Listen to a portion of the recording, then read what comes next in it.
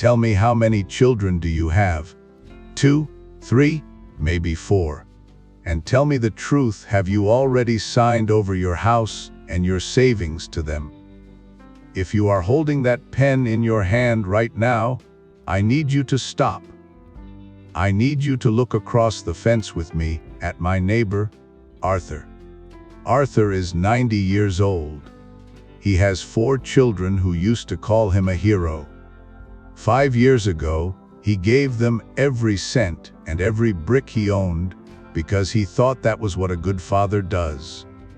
Today, Arthur is sitting in a tiny room that smells of disinfectant, waiting for a phone call that never rings, while his children argue over who has to pay for his medicine. I am 75 years old, and I almost made that same mistake. Let me tell you why I am keeping my keys and why you must keep yours. Arthur lived next door to me for 30 years. He worked hard at the local factory, and he paid off his mortgage a long time ago. He was proud of that house. He had 4 children, 2 sons and 2 daughters. They seemed like a normal, happy family. They came over for barbecues every summer. But everything changed after his wife passed away. His children started coming around more often, but they were not there to help him clean or cook. They came with a plan. They told him that he was too old to live alone. They told him that if he signed the house over to them now, it would save them money on taxes later. They promised him that he would never be lonely. They said he could stay in their spare rooms, and they would take turns looking after him. Arthur trusted his children. He thought that giving them his money and his home was the right thing to do.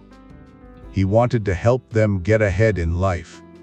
So, he went to the lawyer, he signed the papers, and he gave them every dollar he had in the bank. The trouble started almost immediately. Within a few months, his oldest daughter said her house was too small for him. His son said his wife did not want an old man living with them. They started to argue about who had to take him for the weekend. No one actually wanted him there. Eventually, they sold Arthur's house and split the money. They did not ask him if he wanted to move. They just told him they found a nice care home for him. Now, Arthur lives in a small room with 1 bed and 1 chair. His house is gone, his money is gone, and his children, they are too busy to visit him. They got what they wanted, and they left him with nothing. Last week, I decided to go and see Arthur. I had to drive 40 minutes to a part of town I do not usually visit. The place was a government-funded care home. It did not look like a home at all. It looked like a hospital.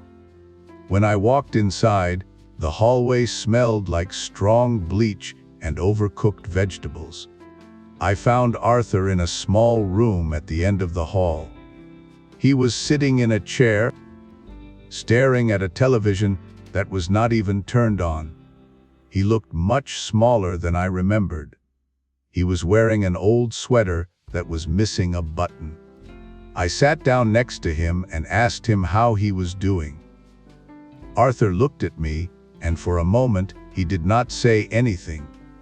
Then, he leaned in and whispered to me. He said, "I made a big mistake." He told me that after he signed the papers, his children stopped treating him like a father. They started treating him like a bill that they did not want to pay. He told me that his oldest son sold his house for $300,000. Each child took $75,000. They used that money to pay off their own debts and go on vacations. But when the care home raised its prices, none of them wanted to pay the extra $200 a month. They told Arthur that he should be grateful for what he had. Arthur looked at his hands and said, "I gave them everything because I wanted them to be happy. I thought they would love me more if I was generous. But now I realize that once I gave them the money, I lost my seat at the table. I have no power left. I cannot even choose what I eat for dinner." As I walked back to my car, I felt a knot in my stomach. I realized that Arthur was not just a neighbor anymore. He was a warning. When I got home that night, I sat in my driveway for a long time.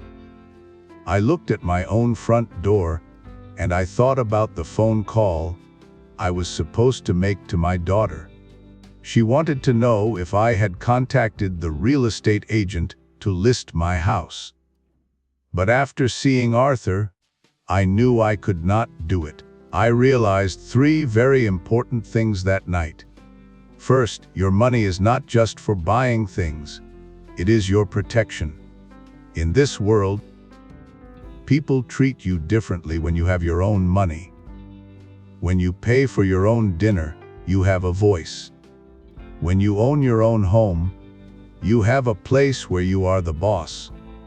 The moment you give that away, you become a guest in someone else's life. And even with your own children, being a guest for too long makes people resent you. Second, do not put your children in a position where they have to choose between their own lives and yours.